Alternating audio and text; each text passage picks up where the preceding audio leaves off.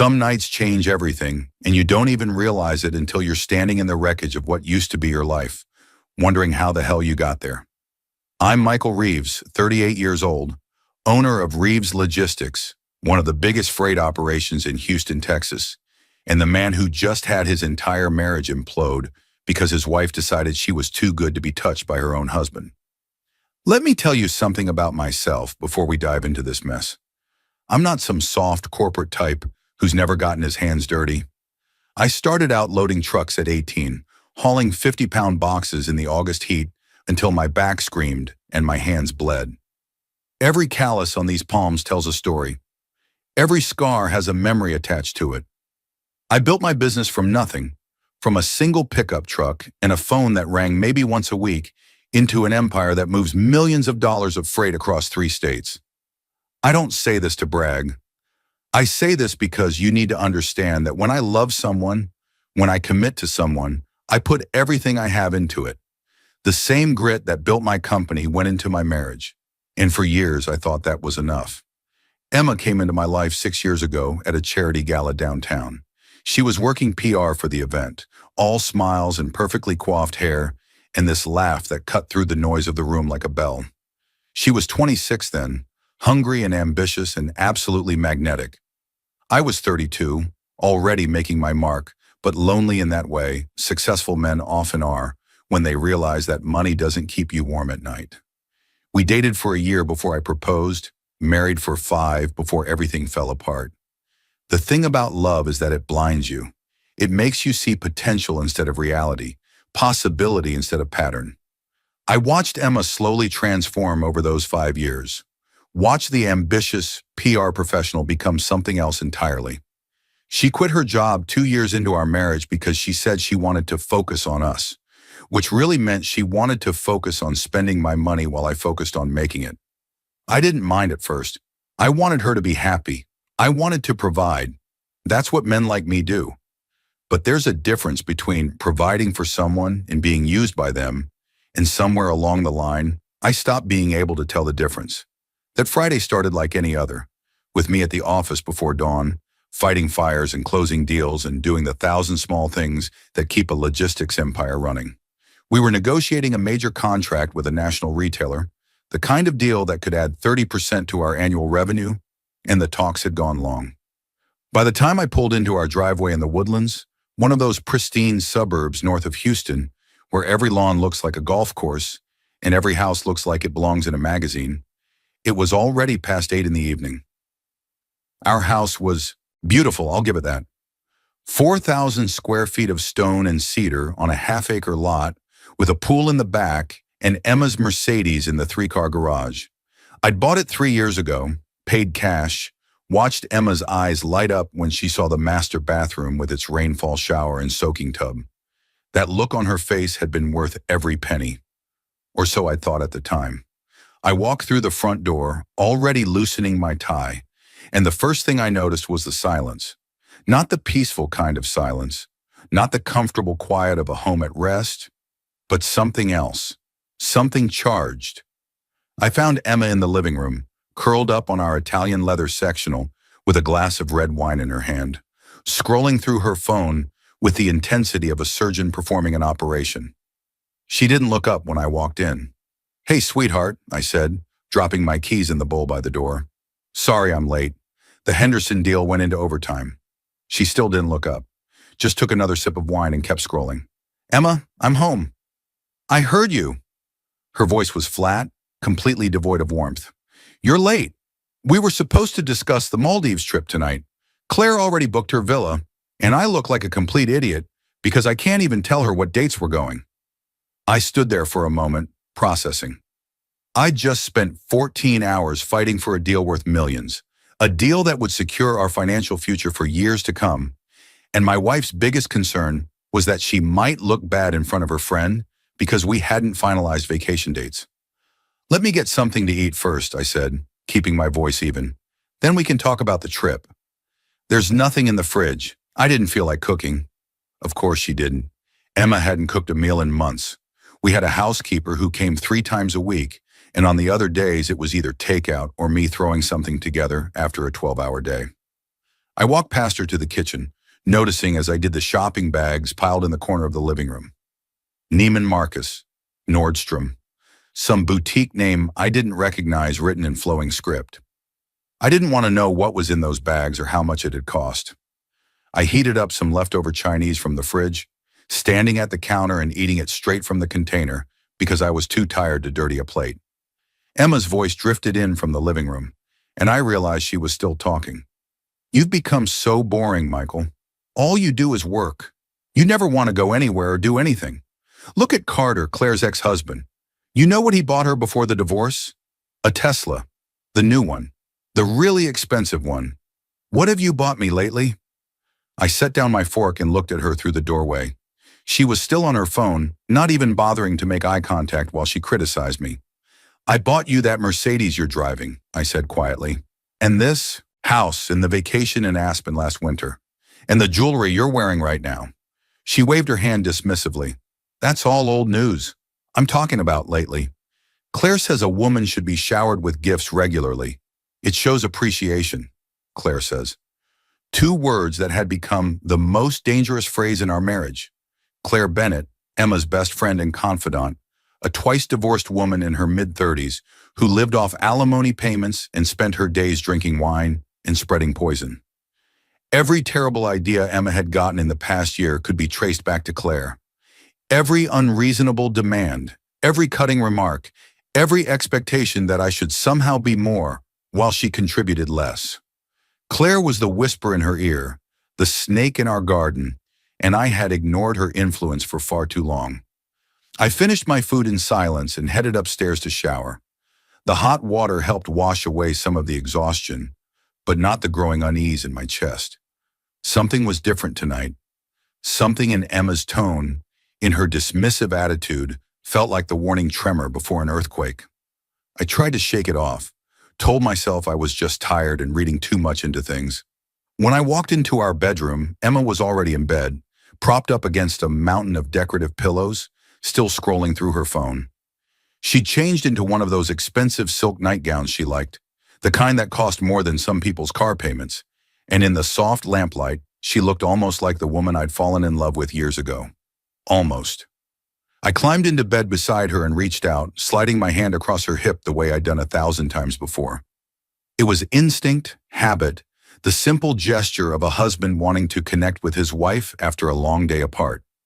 I wasn't looking for anything specific, just closeness, just the reassurance that we were still partners in this life we'd built together. Emma recoiled like I'd burned her. She jerked away so fast she nearly fell off the edge of the bed, scrambling to put distance between us. Her face twisted into an expression I'd never seen before, something between disgust and outrage. And when she spoke, her voice could have frozen the Gulf of Mexico in July.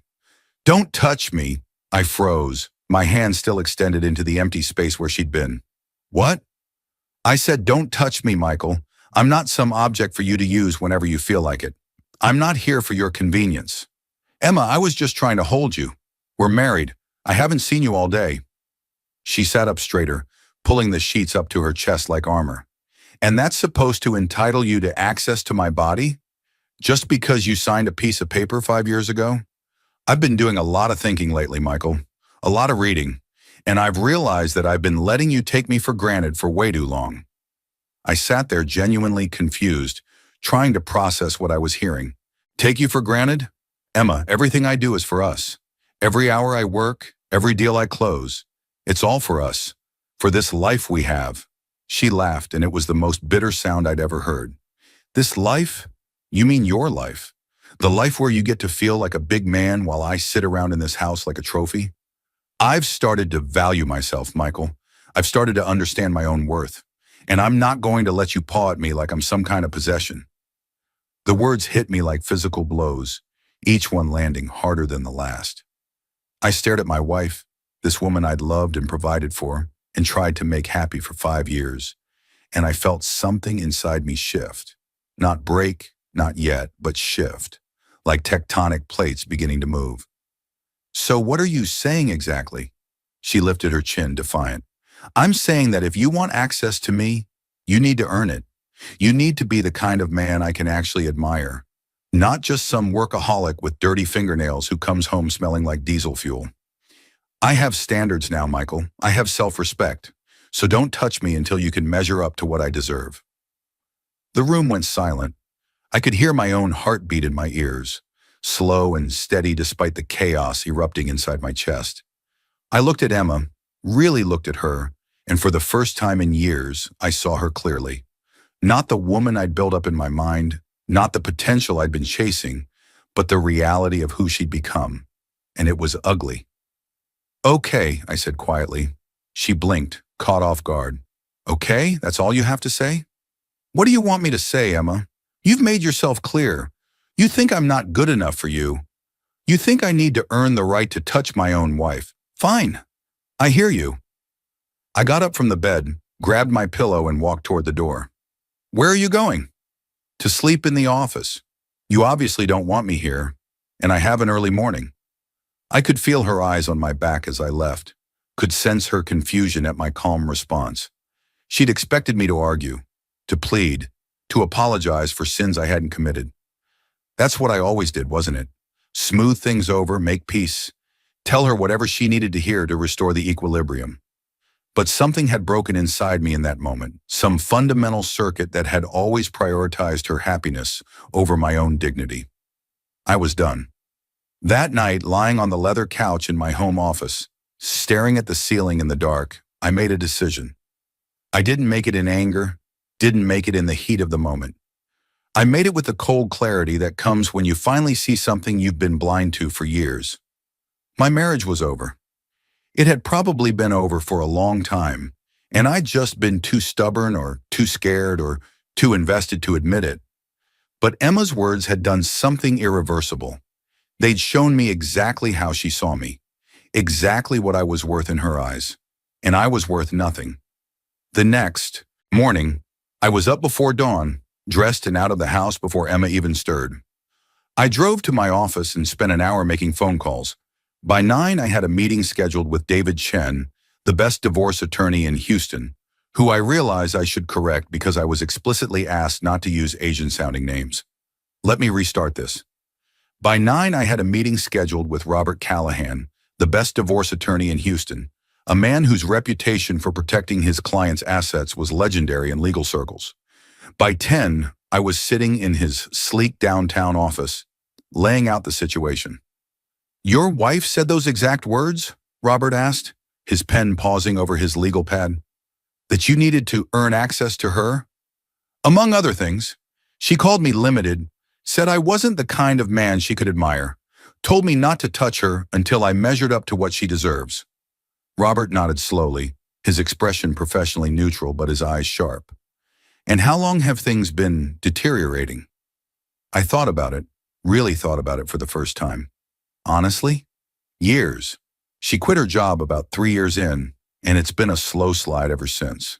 The spending got worse, the criticism got more frequent, the intimacy basically disappeared. But I kept telling myself it was just a rough patch, that we'd work through it. "Any infidelity that you're aware of?" "Not that I know of. I mean, I've never caught her in anything. But at this point, I'm not sure I'd be surprised." Robert leaned back in his chair. "Here's what I'm going to tell you, Michael. You have significant assets, and Texas is a community property state. Without the right strategy, a divorce could cost you everything you've built.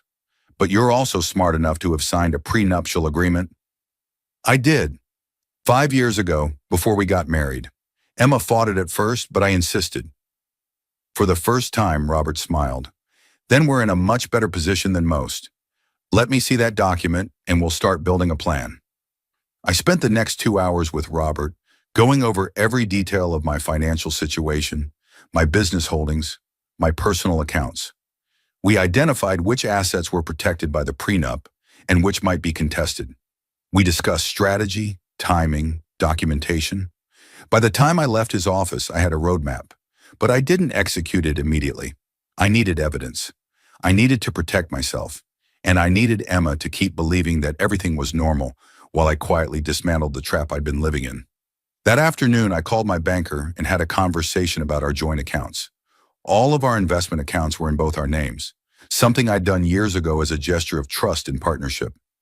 The checking account had a substantial balance, accumulated from years of Emma's spending less than I deposited. The brokerage account held our stock portfolio. Everything was accessible to both of us, which meant everything was vulnerable. I want to restructure some things, I told him.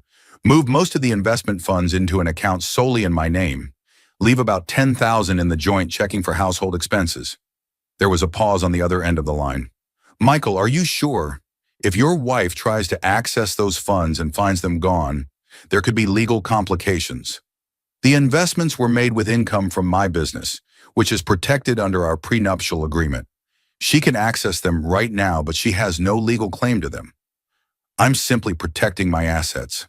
He processed my request, and by close of business that day, over $2 million in investments had been moved to accounts Emma couldn't touch. The joint credit cards I'd let her use for years got replaced with a single card linked to a limited account with a modest balance for groceries and essentials. I wasn't cutting her off entirely, not yet, but I was building walls. That night, I came home late again, this time on purpose.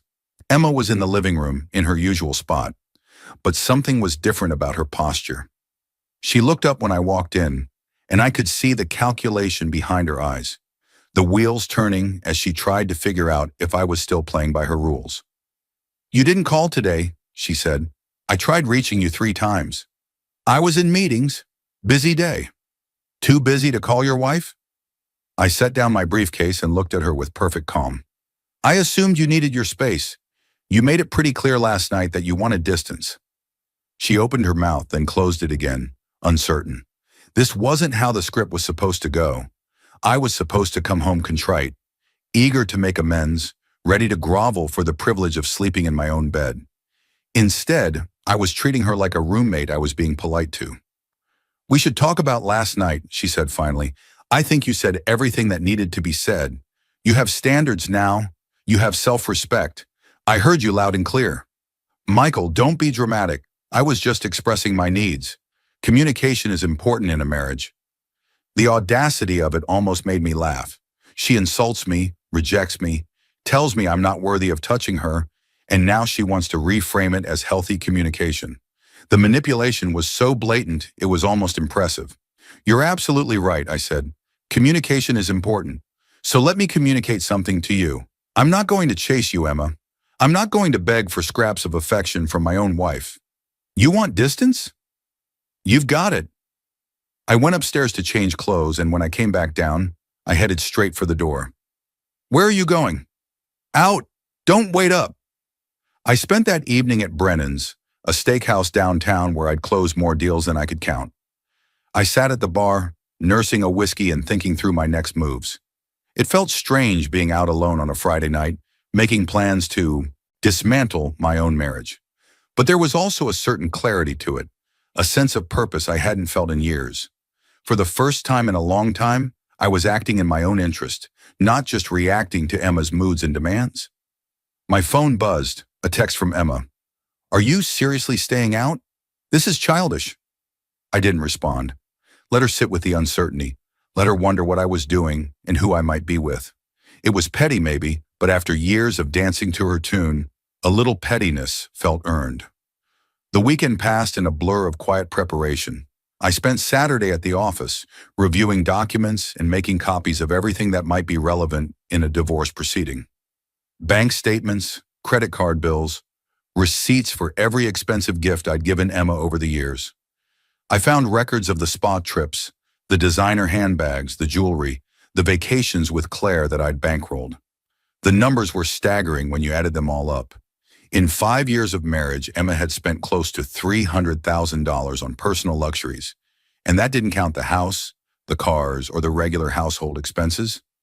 I also reached out to some trusted friends, men I'd known for years who would have my back no matter what.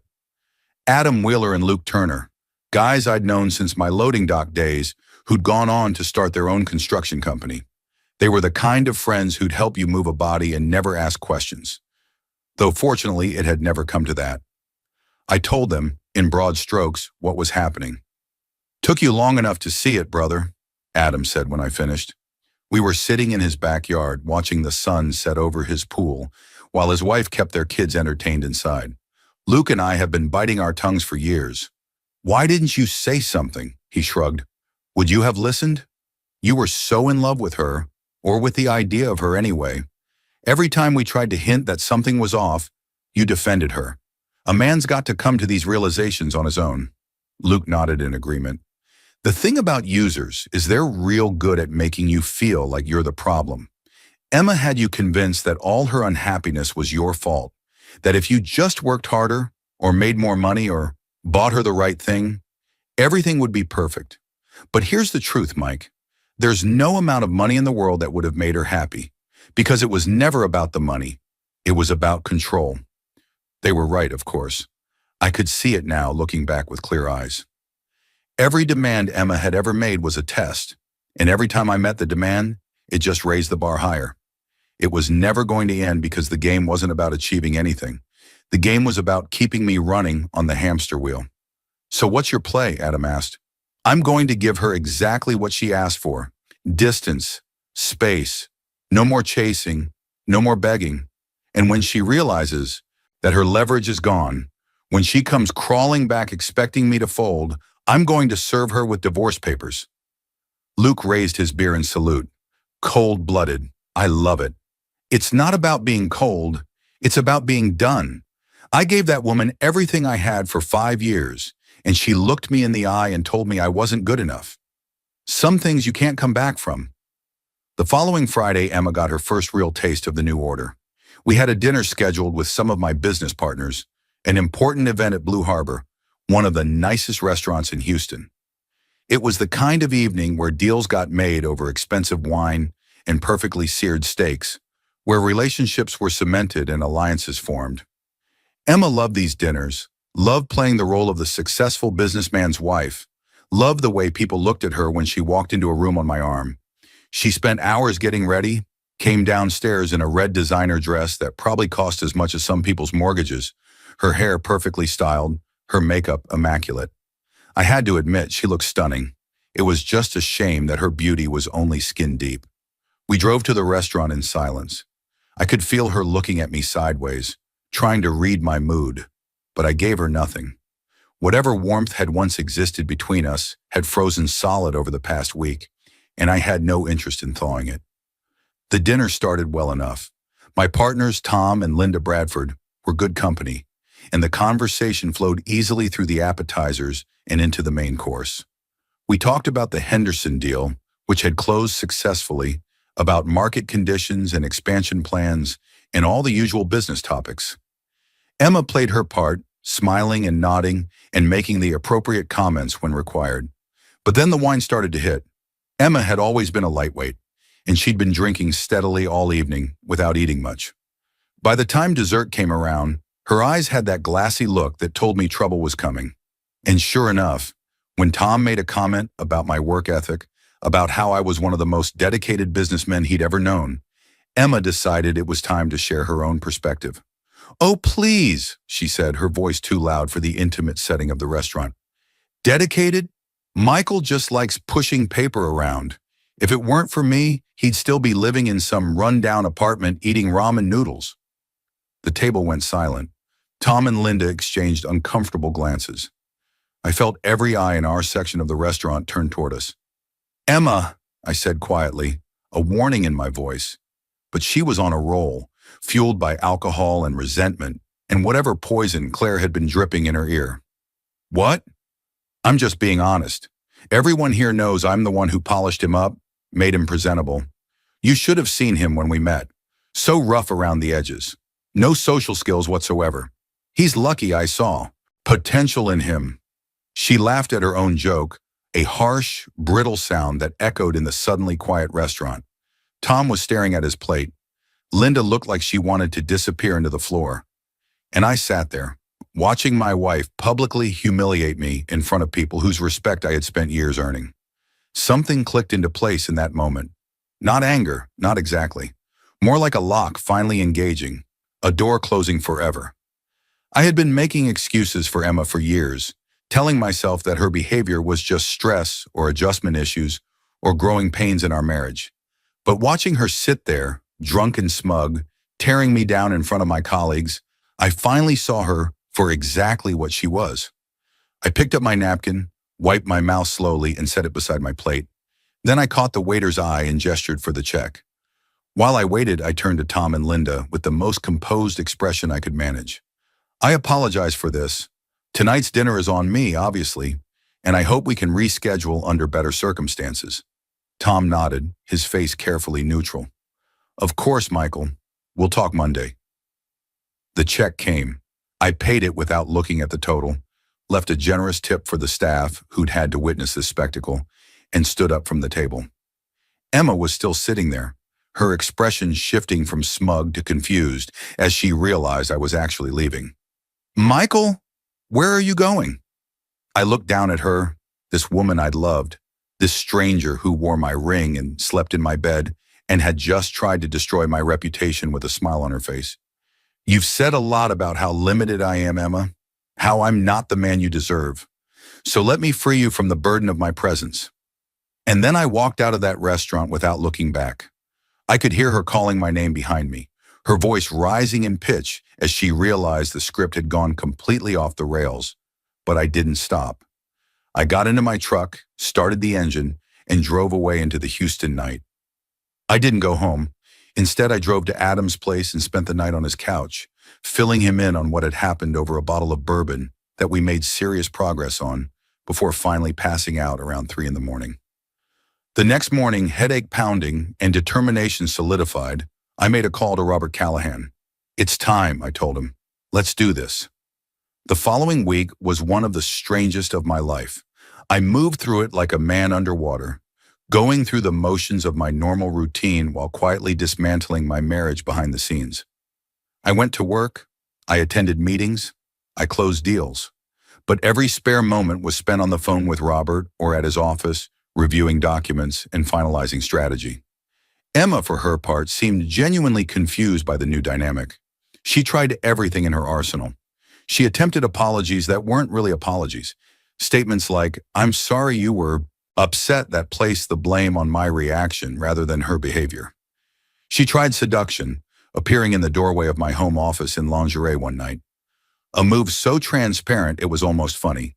She tried anger, screaming at me about how I was being unreasonable, how all couples fought, how I was blowing things out of proportion. There was one particular evening that stands out in my memory, about 2 weeks after the bedroom incident. I was in my home office, reviewing quarterly reports and trying to lose myself in numbers, when Emma knocked on the doorframe. She was wearing something silky and impractical, her hair freshly styled, her makeup carefully applied. Can we talk? She asked, her voice softer than it had been in months. I didn't look up from my papers. What about? About us. About what happened. I think there's been a misunderstanding. Now I looked up. She was doing that thing she always did when she wanted something. The slight tilt of the head, the vulnerable expression, the body language that said, protect me. I had fallen for it 1,000 times before. I wasn't going to fall for it again. There was no misunderstanding, Emma. You were very clear about what you wanted, or rather, what you didn't want. She came into the office, perched herself on the edge of my desk like she used to do back when we were dating, when the gesture seemed flirtatious rather than calculated. I was upset that night. Work stress. You know how it gets. I didn't mean what I said. Which part didn't you mean? The part about me not being worthy of touching you? The part about needing to earn access to my own wife? The part about me being a nosebleed with dirty fingernails who wasn't worthy of your admiration? She flinched at the direct quotation of her own words. Amazing how different they sounded when bounced back, when stripped of the angry context and laid out in cold daylight. Michael, please, I love you. I've always loved you. Have you? Because love doesn't usually involve contempt, Emma. Love doesn't usually involve public humiliation and private rejection. Love is supposed to be a partnership, not a transaction where one person gives and the other person takes. She reached out to touch my hand, and I pulled away. The hurt in her eyes might have been genuine, or it might have been calculated. At that point, I wasn't sure she knew the difference anymore. What do you want from me? She asked, her voice cracking. Tell me what I need to do, and I'll do it. That's the problem, Emma. You're still asking what you need to do to get something from me. You're not asking how you hurt me or why I'm pulling away. You're just trying to figure out the right combination of words and actions that will reset things to the way they were. But I don't want things to go back to the way they were. The way they were was killing me. She stared at me for a long moment, and I could see the wheels turning behind her eyes. This wasn't the script she had prepared for.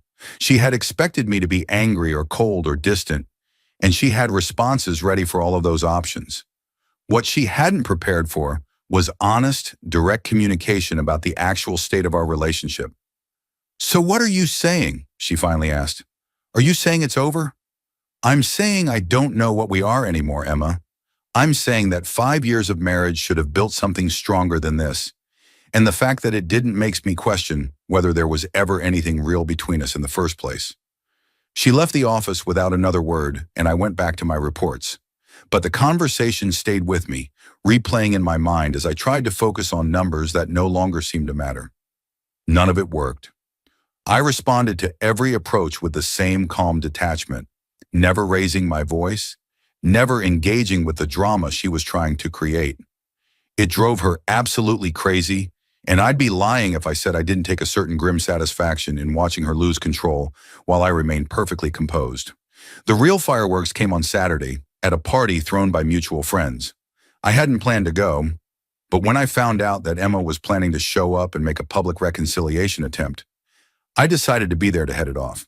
The party was at the home of Mark and Sarah Rodriguez, a couple we'd known for years who lived in a massive house in River Oaks. By the time I arrived, the place was packed with Houston's social elite, champagne flowing freely, and conversations bouncing off the vaulted ceilings. I found Adam and Luke near the bar, and we set up camp there, nursing beers and keeping an eye on the crowd. Emma arrived about an hour later, making an entrance that she'd clearly planned carefully. She spotted me almost immediately and made a beeline for our group, her smile bright but her eyes calculating. "Michael, there you are. I've been looking everywhere for you." She tried to slip her arm through mine, a possessive gesture she'd made thousands of times before. I stepped back, just enough to avoid her touch, and watched her smile falter slightly. "Did you need something, Emma?" "I need you to come home with me. This has gone on long enough. Everyone's starting to talk." Adam and Luke exchanged a look but stayed silent, letting me handle it. "I'll come home when I'm ready. Right now I'm having a drink with my friends." Her eyes narrowed. "Are you seriously doing this in front of people? This is embarrassing." "Then stop making a scene and we won't have a problem." She drew herself up, that familiar look of outrage settling onto her features. "A scene? You're the one who walked out of dinner last week and left me sitting there alone. You're the one who's been sleeping in the guest room. You're the one who's embarrassing us. I'm not going to have this conversation here, Emma." "Oh, you'll have it wherever I decide we're having it." Her voice rose, drawing glances from nearby guests. "You owe me an apology, Michael. You owe me a lot more than that, actually. Do you know how many calls I've had to field this week from people asking if we're getting divorced?" I looked at her, really looked at her, standing there in her designer clothes and expensive jewelry, demanding things from me like it was her God-given right. And something in me just snapped free of the last thread that had been holding it back. "You want to know what I owe you, Emma?" "Nothing. I owe you absolutely nothing. For 5 years, I've given you everything I have, and you've treated me like an ATM machine with legs. You've criticized me, belittled me, and last week you told me I wasn't even worthy of touching you. So here's the new reality. I don't owe you apologies, I don't owe you explanations, and I certainly don't owe you my presence whenever you snap your fingers." The room had gone quiet around us, guests frozen with champagne flutes halfway to their lips, conversations dying mid-sentence as everyone turned to watch the drama unfolding by the bar. Emma's face went white, then red. "How dare you speak to me like that in front of all these people? How dare you expect me to be your trained dog after everything you've said and done? No, Emma, you declared your independence from me in our bedroom last week. Consider this me accepting it. You're free. You don't have to pretend to tolerate my touch anymore, and I don't have to pretend to tolerate your contempt." I turned to Adam and Luke, both of whom were watching with barely concealed amazement. "I'm going to get some air. You guys good here?" They nodded, and I walked out of that party without looking back, leaving Emma standing there alone under the weight of 100 curious stares. That was the night the Cold War went hot. I didn't go home that night, or the next. I checked into a hotel suite downtown and spent the weekend reviewing the final divorce documents Robert had prepared. By Monday morning, everything was ready. The papers were filed. The clock was ticking. What happened next, I pieced together later from various sources, some friendly and some not so friendly. Emma, apparently oblivious to the seriousness of what was happening, had decided to spend that Monday morning treating herself to some retail therapy. She went to Galleria, to one of those luxury boutiques she loves so much, and picked out a handbag that cost more than most people's rent. When she handed over her credit card, the one she had been using for years without ever questioning where the money came from, the sales associate ran it through the machine, then ran it again. Then a third time, her professional smile becoming increasingly strained. "I'm sorry, ma'am, but this card has been declined." Emma later told her attorney she had laughed at first, assuming it was some kind of mistake. "There must be an error with your machine," she had said. "Try it again." "I've tried it 3 times, ma'am. The system says the account has been restricted." The sales associate, a young woman named Jennifer, who would later provide a statement as part of the divorce proceedings, described what happened next. Emma had demanded to speak to a manager, had insisted there was some kind of fraud on her account, had grown increasingly agitated as it became clear that the problem wasn't with the store system. Finally, she had called the bank directly, putting them on speaker right there in the middle of the boutique. "Mrs. Reeves, our records indicate that this account has been restructured. You are no longer an authorized user on this particular card." "That's impossible. That's my husband's card. I've been using it for years." "I understand, ma'am, but the primary account holder has made changes. You may want to contact him directly." Emma had stormed out of the boutique, leaving the handbag on the counter and the sales staff whispering behind her back. She had tried to call me, but my phone went straight to voicemail. She had tried again and again, each call more frantic than the last. Then she had gone home. The first sign that something was seriously wrong came when her key didn't work in the front door. She tried it 3 times, jiggling the lock, pushing against the door, before she noticed the small white envelope taped to the frame.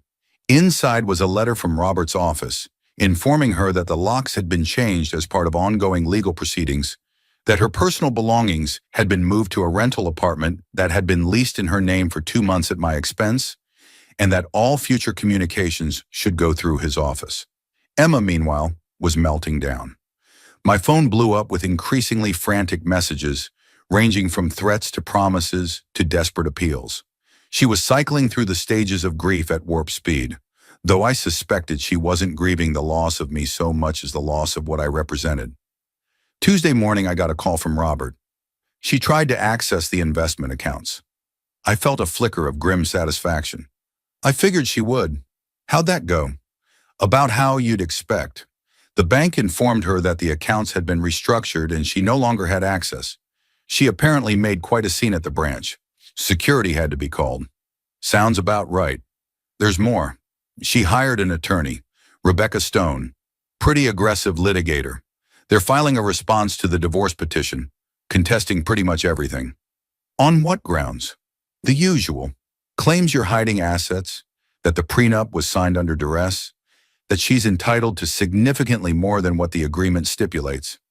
It's all pretty standard stuff when one spouse realizes they're about to lose access to the money train. I rubbed my eyes, suddenly tired. So what happens now? Now we fight.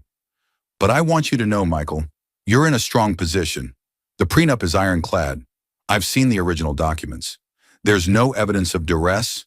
There's no legal basis for setting it aside. And the asset protection measures you took were all within your rights as the sole earner. This is going to be a battle, but it's a battle we're going to win. The next few months were some of the hardest of my life, not emotionally, surprisingly. Once I'd made the decision to divorce Emma, a strange peace settled over me. The stress of trying to make an impossible situation work was gone, replaced by the focused energy of fighting for what was mine. But the logistics were brutal. Depositions, discovery requests, court appearances, negotiations that went nowhere because Emma's side refused to accept reality. It dragged on, each week bringing new complications and new frustrations. The first deposition was something I will never forget as long as I live. Emma's attorney, Rebecca Stone, was every bit as aggressive as Robert had warned me she would be.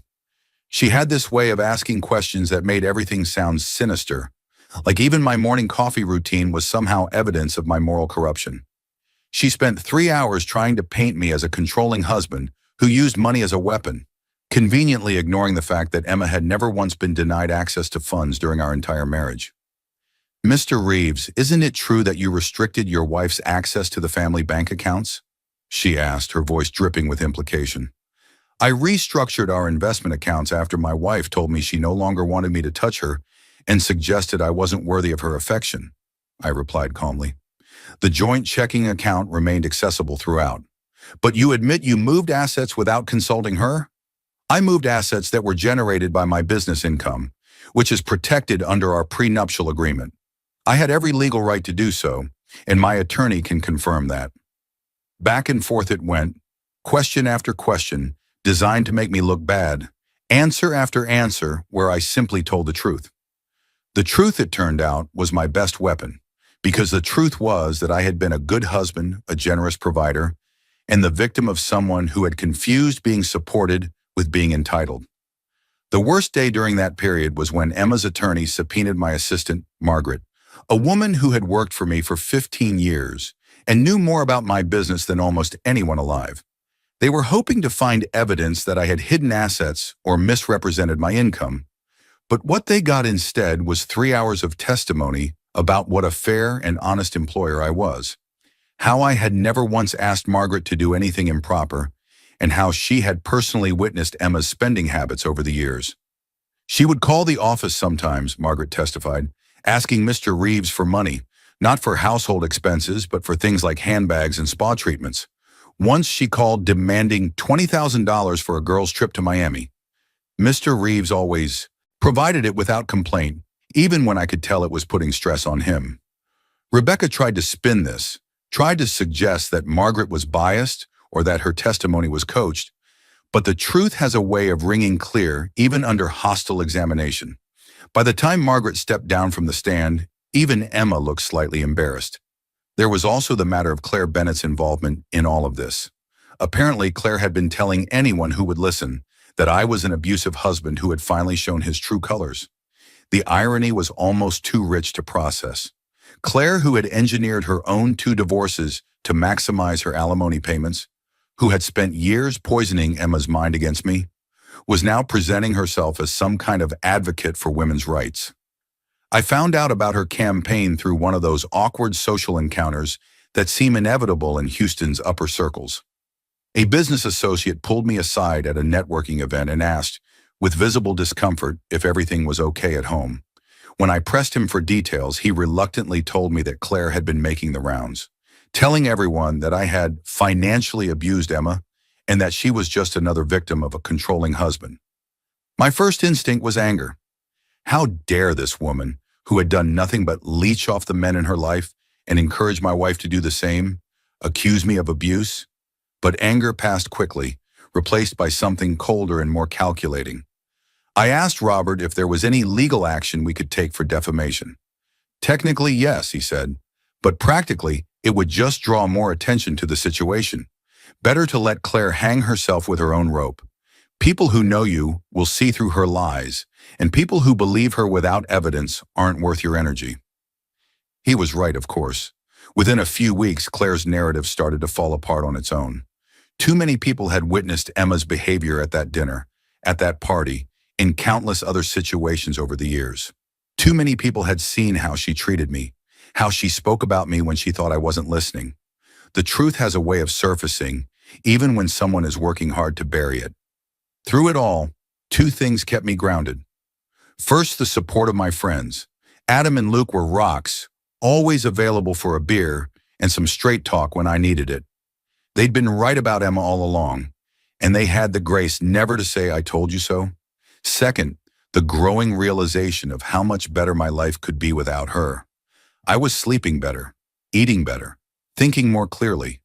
The constant background stress of managing Emma's moods and expectations had been lifted, and I felt lighter than I had in years. Emma, on the other hand, was falling apart. Her Instagram, once a carefully curated showcase of her perfect life, went dark. Claire, her supposed best friend, had apparently abandoned her the moment she realized Emma was no longer a useful connection to wealth and status. The social circle that had once revolved around her scattered like leaves in a wind, and her attempts to turn mutual friends against me were backfiring spectacularly, because it turned out that most people had seen through her act years ago and were just too polite to say anything. The breaking point came on a construction site in the Heights, about 4 months into the divorce proceedings. I was meeting with the general contractor on a commercial project my company was logistics partner for, standing in the middle of what would eventually be a boutique hotel, when I heard the commotion. There was Emma, picking her way through the mud and debris in completely inappropriate shoes, mascara already streaking down her face from what appeared to be preemptive crying. She looked like a disaster, nothing like the polished social climber I'd married. Michael, we need to talk." The contractor, a grizzled veteran named Pete who'd seen everything in his 30 years in the business, raised an eyebrow at me. "Friend of yours? Ex-wife, soon to be official." "Ah, want me to call security?" "Not yet, let me see what she wants." I walked toward Emma, stopping about 10 feet away, keeping a worksite barrier between us. She looked terrible up close, her designer clothes wrinkled, her hair unwashed, her eyes red and puffy. "What are you doing here, Emma? I had to see you. You won't return my calls, you won't respond to my messages. I had to find you somehow." "There's a reason I'm not responding. We're in the middle of divorce proceedings. Our lawyers talk to each other. That's how this works." She started crying in earnest now, big theatrical sobs that might have moved me once upon a time. "I made a mistake, Michael. I see that now. I was listening to the wrong people, getting bad advice. Claire put all these ideas in my head about how I deserve better, how I should demand more.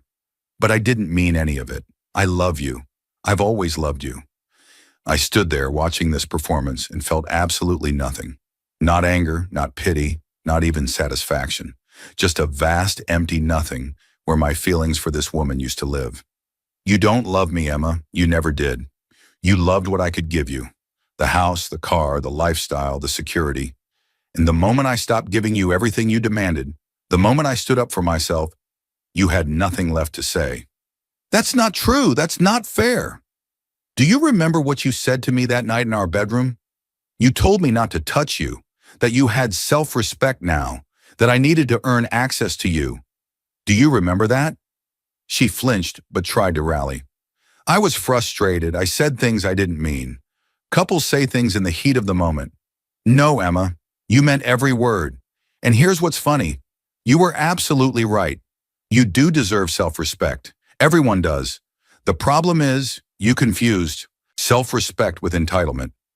You thought making demands of me was the same as valuing yourself.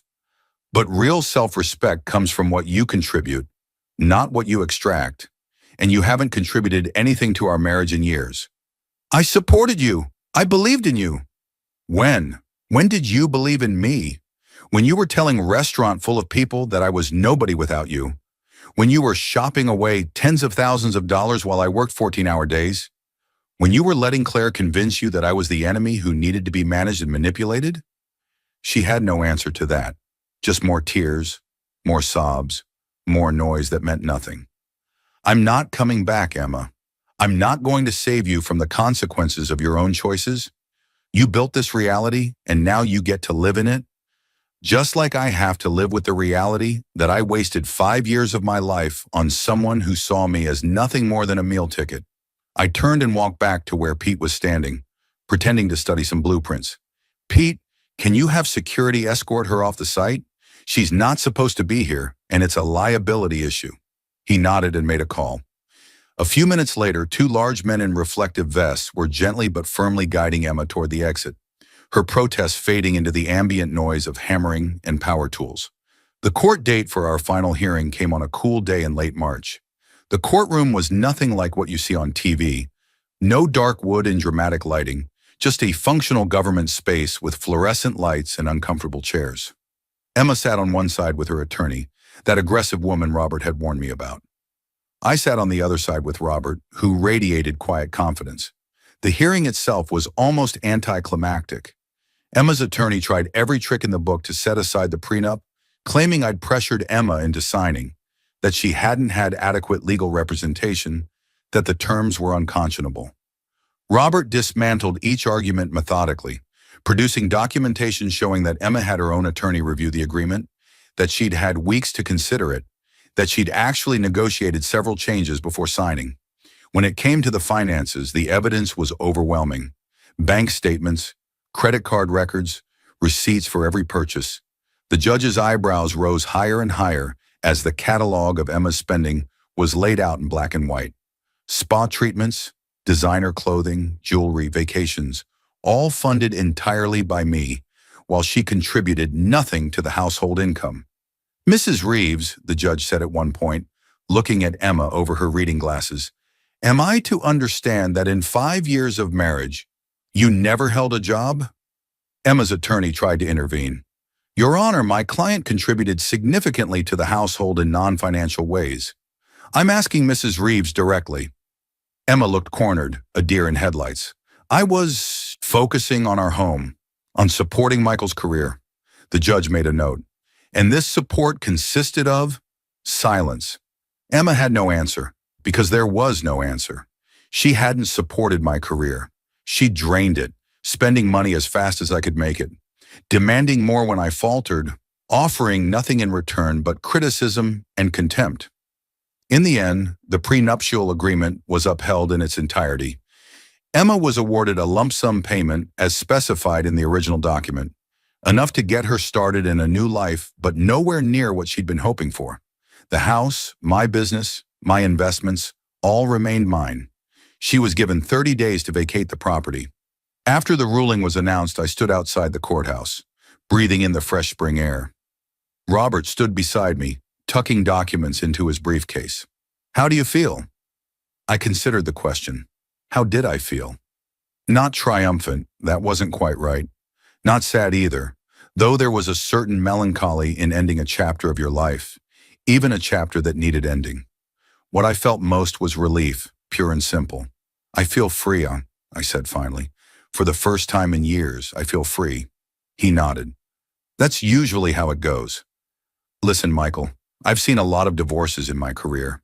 Ugly ones, brutal ones, ones that destroyed people's lives.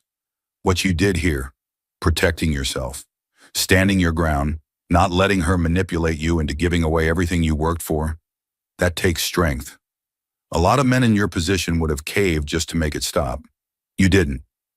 "I couldn't. Not after everything." "Well, for what it's worth, I think you're going to be just fine." He shook my hand and headed to his car, leaving me alone on the courthouse steps. I stood there for a few minutes, watching people come and go, lawyers and litigants and ordinary citizens going about their business. Then I pulled out my phone and made a call. "Adam, it's done. How about that fishing trip we've been talking about?"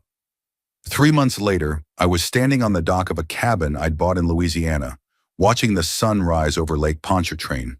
The property was nothing fancy, just a simple wooden structure on a few acres of land. But it was mine in a way that felt different from anything I'd owned before. Not shared, not compromised, not complicated by another person's expectations. Just mine.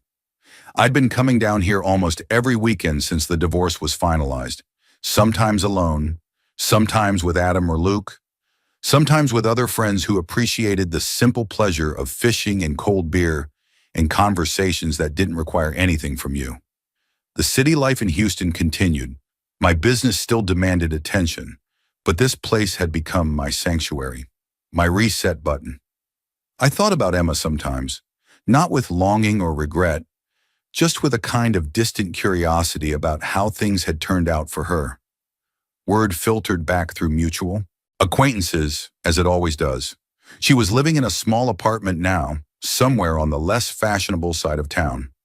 Claire had dropped her completely once it became clear that Emma was no longer a useful connection. The Instagram account had come back, but the posts were different now, less polished, more desperate, filled with inspirational quotes about rising from adversity and finding your inner strength. I didn't feel sorry for her. Maybe that sounds cold, but I'd used up all my sympathy during the years I spent trying to make her happy. She'd had every opportunity to be a partner, to build something real with me, and she'd chosen instead to be a parasite. The consequences she was facing weren't my doing. They were the natural result of her own choices. My phone buzzed in my pocket, a text from a number I didn't recognize, though the Houston area code was familiar. I opened it and found a message from Emma. I saw that you bought a place in Louisiana. I hope you're happy there. I just wanted you to know that I really am sorry for how things ended. I wish I could take it all back. I stood there on the dock, looking at those words on my screen, and felt nothing. No anger, no sadness, no inclination to respond.